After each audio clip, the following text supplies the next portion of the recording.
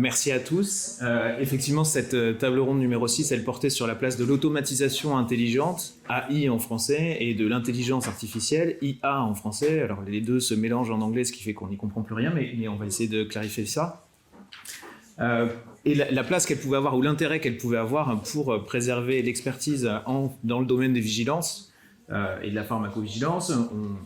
Je suis heureux de ne pas être seul ce matin, puisqu'il y a Amir Laweg avec moi, qui était modérateur sur cette table ronde, et puis vous pouvez voir les différentes personnes qui étaient impliquées. Je pense que Laurent pouvait peut-être venir ce matin, mais sinon, malheureusement, les grèves ont pas mal écrémé les participants qui pouvaient être présents, sachant que la particularité peut-être dans ce domaine-là, c'était qu'effectivement, il y avait des industriels dans le groupe, mais qui en fait sont autant utilisateurs de l'IA et de l'AI que les académiques ou les centres de pharmacovigilance ou de vigilance en général, et que les vrais industriels quelque part impliqués, c'est ceux qui produiraient ces outils et qui étaient aussi membres du groupe.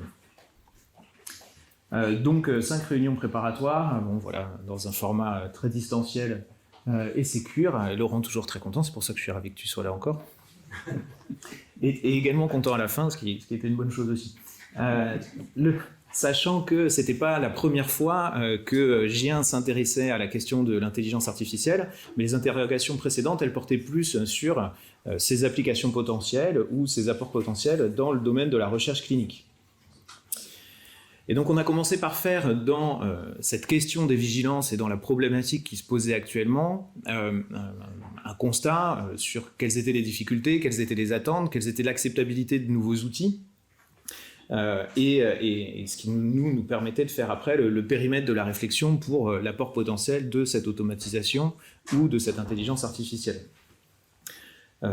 Compris au sens très large de quelque chose où on laisse la machine se débrouiller pour donner la bonne réponse globalement.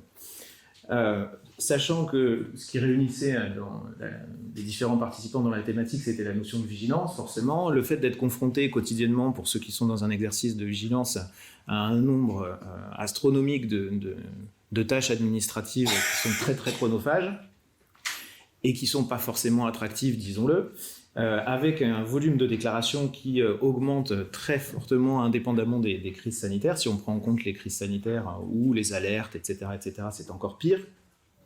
Dans un contexte où on a une évolution réglementaire qui ne va pas vers le moins, comme toujours, et qui donc dit, quel que soit le nombre d'effets indésirables que vous recevez, que vous devez évaluer, etc., vous êtes tenu de respecter des délais pour leur saisie, délais tout à fait compréhensibles pour permettre une identification aussi précoce que possible des signaux de sécurité.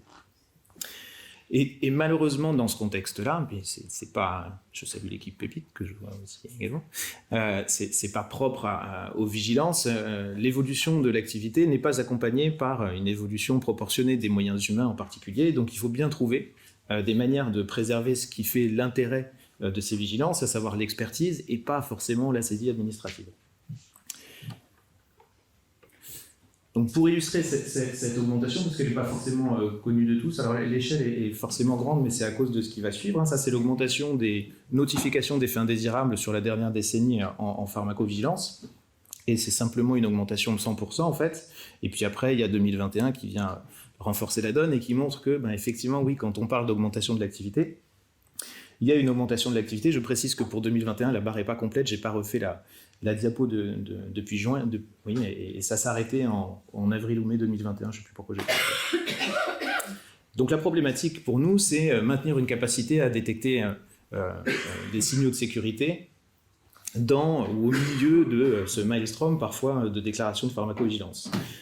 L'idée, c'est de regarder quels sont les processus dans tout ce qui fait le travail des pharmacovigilants ou des vigilants qui peuvent faire l'objet d'une automatisation sans risque et qui permettent du coup de libérer du temps humain pour participer à l'expertise. Une synthèse de la diapo présentée. Sachant qu'il y a une vraie problématique en pharmacovigilance, qui est en vigilance, qui est celle de l'attractivité. Comme vous le savez, les statuts qui peuvent être conférés au personnel, en particulier au personnel hospitalier, ne sont pas les plus fabuleux. Et si en plus on essaye d'attirer des médecins ou des pharmaciens pour leur faire une saisie administrative de dossier, c'est vrai que c'est pas tout à fait une fiche de poste qui est attractive. Et donc l'idée, c'est de se servir de ces outils à la fois pour favoriser la gestion des signaux, mais aussi potentiellement pour stimuler une déclaration qui soit intelligente en augmentant la qualité des données. Il y a une problématique récurrente dans le domaine des vigilances, encore plus depuis que le portail des signalements a été ouvert, qui est que finalement la qualité des déclarants, et quand je parle de la qualité, c'est finalement qui ils sont, est-ce que ce sont des patients, est-ce que ce sont des professionnels de santé, différents professionnels de santé, des aidants parfois qui déclarent, ça devient de plus en plus hétérogène et du coup le contenu des déclarations elles-mêmes devient de plus en plus hétérogène. Et il y a donc une problématique de qualité des données aussi à se poser. Alors je vais aller directement sur la diapositive suivante.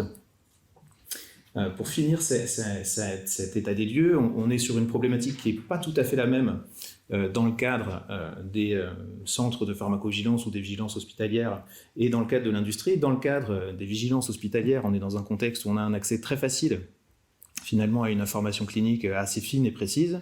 En revanche, on souffre du système d'information hospitalier ou du système informatique hospitalier qu'on a pudiquement qualifié de catastrophique et hétérogène dans cette diapositive. Quiconque n'est pas d'accord peut tout à fait lever la main et m'indiquer où il travaille, parce que je candidate. Mais je ne vois pas de main. Donc, alors qu'à l'opposé, dans le secteur industriel, il y a des systèmes informatiques qui sont très centralisés et performants, avec des interopérabilités de systèmes et des facilités à échanger les informations qui sont fortes, mais un accès aux données qui est par contre plus restreint. Je suis un peu déçu quand même pour aucune main, je me suis dit qu'il pourrait y avoir une lueur d'espoir. Alors, illustration côté vigilance académique et hospitalière, et puis après je laisserai la parole à Amir pour la problématique sur le plan industriel, de l'exercice industriel. Donc dans le cadre de travaux qui avaient été faits à Bordeaux et Marseille, et je regrette que Joël ne puisse pas être là, on avait regardé comment justement un algorithme développé tout seul, voilà, on lui a juste dit ce qu'il devait faire, était capable de recoder correctement ce qui avait déjà été codé par des pharmacovigilants dans leur exercice. Et ça avait fait l'objet d'une première publication, sachant qu'à l'époque c'était centré juste sur ces deux centres de Bordeaux et Marseille, et puis sur une deuxième après qui avait été faite sur les déclarations faites à l'ensemble des centres, déclarations patients uniquement, qui avait permis de montrer des très bonnes performances dans le précodage des effets indésirables dans les déclarations qui étaient faites par les patients. Et du coup, cet outil-là a été déployé en particulier dans le cadre du Covid. Et ça permettait de faire ça. Donc ça, c'est le circuit traditionnel, simple, d'une déclaration qui arrive en vigilance ou en pharmacovigilance, que ce soit par le portail ou par un autre mode de déclaration, portail de signalement du ministère. Je ne détaille pas, mais on pourra en parler si vous voulez. Et à la fin, c'est quand même un PDF et puis des mails, ce qui n'est pas formidable, sachant que ça contient à l'intérieur ce qui est considéré comme des données non sensibles au regard de la mission de pharmacovigilance ou de vigilance, et puis des données sensibles vraiment cruciales dans ce qu'est la déclaration. On pourrait toutes les qualifier de données sensibles si on parle de données de santé. Et au cœur de tout ça, finalement, il y a du personnel médical essentiellement qui est en charge du traitement de ces données. A été mis en place, il y a maintenant 3 ans, une interface qui permet d'éviter déjà la question des transferts de PDF et qui permettait d'avoir les données présaisies sous un format beaucoup plus acceptable. Et donc sur cette interface, on a pu greffer un outil qui avait été développé, ou qui a été développé par une start-up qui s'appelle SynapseMed, qui reprend en fait, ou qui a co-développé ce qui avait été fait avec les centres de pharmacovigilance et que je vous ai présenté précédemment, et qui propose un précodage pour les effets qui sont contenus dans la déclaration et pour la gravité de la déclaration. J'insiste sur le côté précodage, parce que ça doit faire l'objet d'une validation après par un pharmacovigilant. Ce qu'on voit ici. C'est visible. Donc ça, c'est déjà ce que ça permet, c'est beaucoup une automatisation de la gestion des flux, avec des gains de temps de saisie qui sont vraiment importants, et puis du coup, du report de l'expertise ou du temps, plutôt des pharmacovigilants, vers l'expertise. Donc l'apport de ça, c'est l'aide à la priorisation aussi en fonction de la gravité. Quand vous êtes avec un gros volume de déclarations que vous devez gérer dans la journée, c'est assez utile d'avoir déjà un précodage et quelque part un pré-tri de qu'est-ce qui est théoriquement grave et qu'est-ce qui est théoriquement pas grave. Ça ne veut pas dire que c'est parfait, mais ça veut dire que ça vous permet d'organiser un peu mieux votre activité. Donc là, Amir. Merci Antoine. Alors, en pharmacovigilance industrielle, on avait les mêmes contraintes également que vient d'exposer Antoine, notamment par rapport au temps alloué par des personnes avec une expertise médicale et scientifique à des temps administratifs très lourds, très chronophages, qui peut atteindre des fois 60% du temps alloué pendant une journée. Donc, il fallait absolument penser à comment intégrer ces technologies de nouvelle génération dans la gestion des tâches de pharmacovigilance. Je vais vous parler de certaines technologies qui ont été intégrées. Alors, je vais parler du modèle chez AstraZeneca, mais autour de la table ronde, il y avait d'autres industriels avec moi, notamment de Roche et de Pfizer, qui ont partagé également avec nous donc leurs expériences et outils implémentés. Et globalement, en fait, on retrouve inconsciemment en fait ces technologies, même dans notre quotidien, hein, à tous. Il n'y en a pas un, je pense, autour de la table qui n'a jamais vu se proposer des publicités suite à la simple discussion avec une autre personne. Donc, où c'est des technologies qui captent, on va dire, nos discussions. La première technologie, c'est le machine learning qu'on a identifié, qu'on a utilisé pour identifier les effets indésirables dans les articles de la littérature, dans les bases de données qu'on utilise avec des champs de texte libres. Et vraiment, c'est des algorithmes qui, grâce à des paramétrages, vont aller chercher des informations avec des couples de mots ou des associations de mots pour identifier la possibilité de l'existence d'un cas de pharmacovigilance, c'est-à-dire un effet indésirable ou une situation spéciale avec un médicament donné. Il y a le deep learning qui est utilisé plutôt pour explorer nos bases de données à nous. Et ça, par exemple, vous savez qu'un cas de pharmacovigilance, il peut arriver au laboratoire par un collaborateur du laboratoire où le patient peut nous appeler, mais également on peut recevoir ce même cas, par les autorités réglementaires. Et donc, on se retrouve des fois avec 3 cas rapportés pour un même patient. Et donc, il y a des solutions qui utilisent l'intelligence artificielle qui vont aller chercher des similitudes dans différents champs clés et nous dire que, bon, voilà, le cas 1, il est similaire au cas 2, donc faites attention à aller chercher et identifier, ce qui nous permet énormément de gagner du temps qu'aller sortir des Excel et aller chercher est-ce que l'âge est correspondant, etc. Le RPA, ou Robotic Process Automation, c'est une technologie qu'on a vu de plus en plus utilisée en industrie pharmaceutique sur les dernières années. Et c'est des technologies qui vont vraiment mimer des tâches que fait l'humain, des tâches répétitives que fait l'humain. Par exemple, je vous donne un exemple, on reçoit un cas de pharmacovigilance, à la suite de son traitement, on élabore un courrier, on l'envoie au notificateur en mettant un dossier de pharmacovigilance et au bout de quelques jours, si on n'a pas de réponse, on va renvoyer un rappel à ce médecin, au pharmacien, au patient. Et si au bout de la première relance, on n'a pas encore eu de retour, on renvoie encore un autre rappel. Donc, il y a des technologies qui sont capables de le faire à la place de l'humain. Et vraiment, c'est des outils qui vont aller screener la base de données, envoyer le rappel au médecin et aller documenter, sauvegarder le courrier, etc. Et toutes ces tâches, en fait, étaient faites par les humains, par des personnes, par exemple dans mon service, qui sont des médecins ou des pharmaciens. Et on peut se dire, bon voilà, laisser un médecin ou un pharmacien faire ses tâches administratives, aller charger le courrier dans la base de données, parce que quand même c'est des obligations réglementaires aussi qu'on doit démontrer en cas d'inspection, qu'on a fait toutes les tentatives de rappel et de documentation du cas. La saisie automatique, je pense que ça existe, vous connaissez tous, quand vous allez sur un site, il vous propose des noms de médicaments ou des noms, dès que vous commencez à taper les 3 premières lettres. L'automatisation du case intake, c'est vraiment quelque chose qui est très très performante aujourd'hui. Ça consiste à quoi? En fait, c'est que si par exemple vous vous connectez, Antoine a parlé tout à l'heure de l'automatisation de l'envoi de certaines informations du portail vers les CRPV, c'est la même chose. C'est à partir du portail du laboratoire, un portail pour l'enregistrement des effets indésirables, et puis ces informations, elles vont évoluer en fait parce qu'on a une obligation de traduction.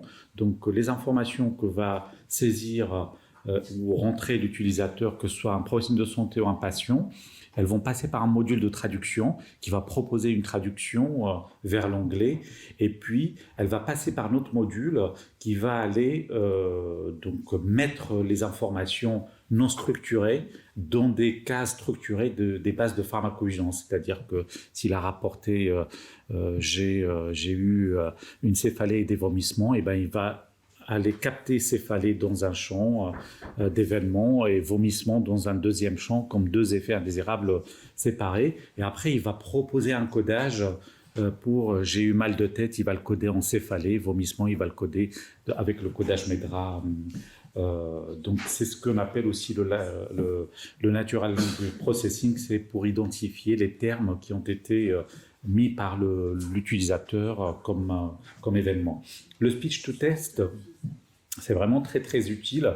C'est plus utilisé dans des pays asiatiques, et ça arrive de plus en plus dans les pays européens comme la France ou l'Allemagne. Ça consiste à quoi? En fait, c'est que la personne va être au téléphone, et le robot, elle va pas savoir elle parle avec un robot en fait. Et vraiment, le robot, il mime le langage humain, il mime la conversation. Vous voyez ça, vous avez tous entendu parler des performances de ChatGPT, c'est un peu ça.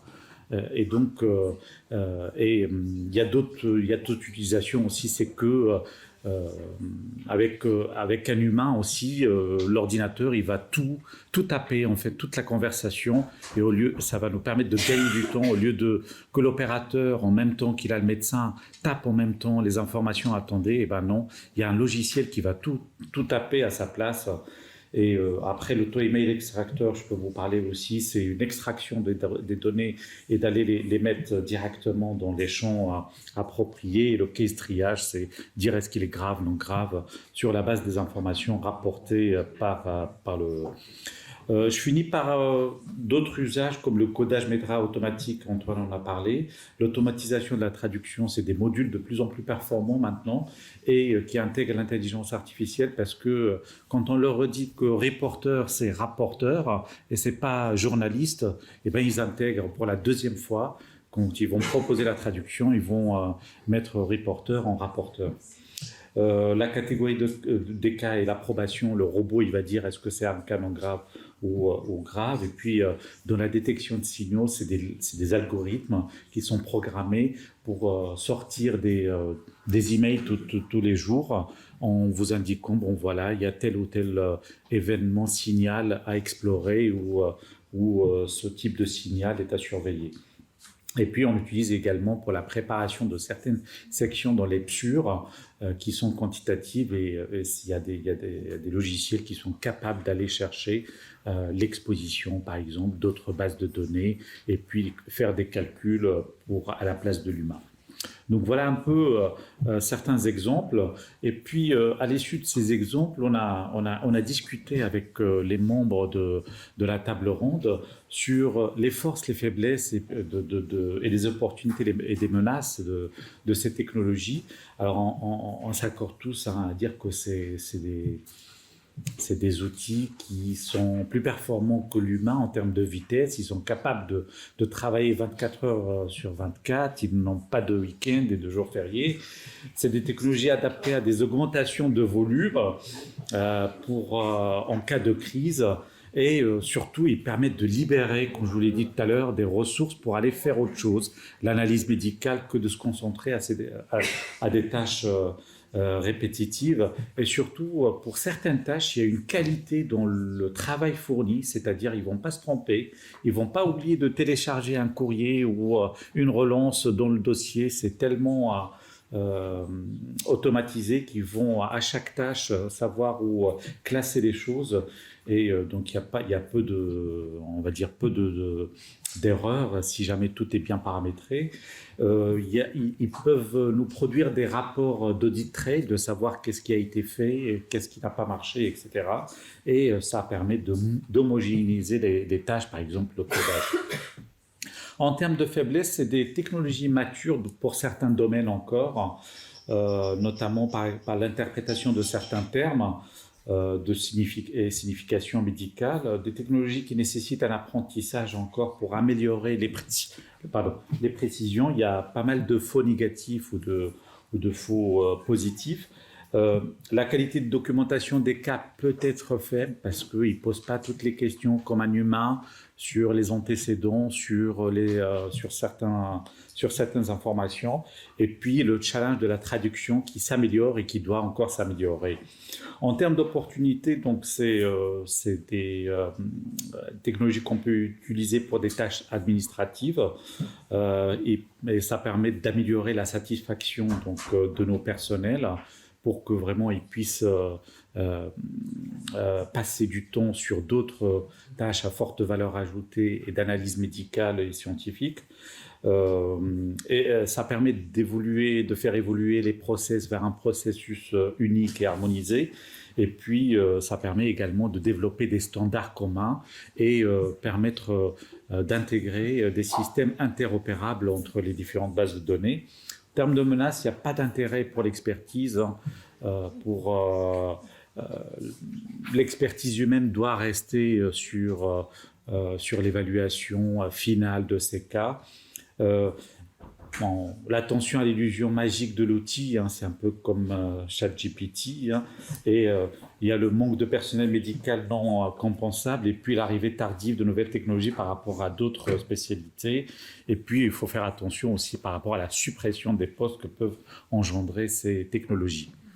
Je cède le micro à Antoine pour continuer. Il me reste 2 diapos, Mathieu. Voilà. On va dire que je suis en conflit d'intérêt, j'étais à la table ronde, vous avez plus de temps que les autres. Non, mais je vais faire très très vite pour les 10 qui restent. Et il y avait une méthodologie qui existait déjà, qui avait été conduite dans une enquête industrielle qui était très intéressante, qui disait, OK, qu'est-ce que c'est les tâches qu'on fait? Qu'est-ce que c'est le poids ou la charge de travail associée à ces tâches? Qu'est-ce que c'est les menaces qu'on voit ou les apports potentiels pour la délégation intelligente de ces tâches, puisqu'en fait, c'est de ça qu'il est question. On a repris la même, mais on a étendu ça à un périmètre qui n'est pas seulement un périmètre industriel, en regardant à chaque fois, est-ce que la tâche concerne du personnel médical, non médical, est-ce qu'on voit des apports, est-ce qu'on voit des risques? Et puis on a décliné ça dans ce que vous pourrez trouver dans l'article qui est entre vos mains, et dans lequel on a séparé ce qui concernait les sous-tâches qui concernent la notification ou le traitement des effets indésirables rapportés, les demandes d'informations qui sont faites au centre de vigilance, et puis également la détection de signaux. Et c'est là où je suis content d'avoir fait ça. Résumé. Globalement, de quoi on parle? Dans ce qui concerne le traitement des notifications ou les demandes d'informations, on parle principalement d'automatisation intelligente et de délégation intelligente de tâches. La question de l'intelligence artificielle n'est pas pour l'instant celle que se posent vraiment les vigilants, et à la rigueur, ils ont raison d'une certaine manière. C'est pas tellement pour l'instant l'outil ou le mécanisme de l'outil qui est intéressant, mais plutôt ses performances et à quel point on peut lui faire confiance, on verra pourquoi. Dans le traitement de ces notifications et de ces demandes d'informations, les apports ils peuvent être élevés à condition de positionner correctement ces outils. La principale attente, c'est la diminution de la charge de travail administrative pour se concentrer sur le travail d'expertise. Dans ce qui concerne les tâches de détection de signaux, pour l'instant, on parle aussi principalement de l'automatisation, mais sachant qu'on est à un niveau beaucoup plus faible dans la routine des différentes méthodes qui peuvent être appliquées à ces tâches-là. Et du coup, il n'y a à la fois pas d'apport élevé d'une certaine manière qui soit identifiable, parce qu'il y a déjà certaines routines qui sont en place et qu'elles fonctionnent bien, mais il n'y a pas non plus de menace élevée à les compléter ou à les associer à des techniques qui soient issues de l'intelligence artificielle. À condition de prendre les précautions qui ont déjà été soulevées finalement sur les algorithmes dans les questions précédentes, qui est que, ben oui, si on doit construire des outils qui sont dédiés à un métier particulier, il faut qu'ils soient construits avec les professionnels du métier en question. Sinon, on fait quelque chose qui n'est pas utile, ou à la rigueur, qui est même complètement à côté de la plaque. Recommandations. Les deux, Préserver et développer l'expertise, c'est la première, ça. Améliorer la qualité des déclarations, il faut profiter de la mise en place de ces outils pour s'attacher à l'amélioration de la qualité des données. C'est une problématique récurrente. Mieux on saura se servir de ces outils, mieux on saura guider la déclaration avec eux, plus on pourra avoir derrière une capacité d'évaluation qui est augmentée. Donc il ne s'agit pas seulement de récupérer de l'expertise, mais aussi une expertise qui est un meilleur socle de travail. Adapter les moyens techniques et réglementaires, je vous laisserai le lire, mais c'est quelque chose qui nous permettra de nous axer encore sur l'expertise, et puis implémenter une stratégie de développement des outils d'IA et d'automatisation intelligente au service de l'expertise. Encore une fois, tout l'enjeu ici, c'est de ne pas se laisser ensevelir par la masse de travail administratif qui ne va pas du tout décliner et qui, à la fin, pourrait faire que, finalement, la vigilance devient un centre d'enregistrement et perd complètement son rôle d'expertise, qui serait vraiment un service complètement nul pour le patient. C'est la dernière. Content de le dire. une dernière encore. Non, je t'assure, c'est la dernière. On ne s'est pas tout à fait arrêté là, bien sûr. Donc, il y a eu la publication dans Thérapie, mais du coup, on a été invité également à faire une publication dans Expert Opinion in Drug Safety. Donc, on va continuer à promouvoir GIR grâce à ça. Il y a 2 communications supplémentaires qui ont été faites sur le sujet, une au Congrès international de pharmacovigilance à l'automne, là. Et puis une également au CSP de pharmacovigilance, donc au conseil scientifique portant sur les signaux et la pharmacovigilance. Et il y a également d'autres travaux qui sont en cours. Les travaux que vous avez vus là pour le précodage automatisé, ils utilisaient des techniques de traitement automatisé de la langue qui n'étaient pas basiques, mais qui n'étaient pas les transformers qui sont actuellement les techniques qui sont employées par exemple dans le ChatGPT, et donc évidemment on le teste, à la fois pour cette question du codage, mais aussi pour regarder comment est-ce qu'il est capable de répondre bien ou pas bien à des demandes de renseignements sur le médicament. Et du coup, j'en profite pour remercier tous les participants de la table ronde, et en particulier Joël Mikalev, qui a choisi de prendre aussi le risque du train, mais pour une autre réunion à Paris, et à laquelle ces diapositives doivent beaucoup. Merci à vous.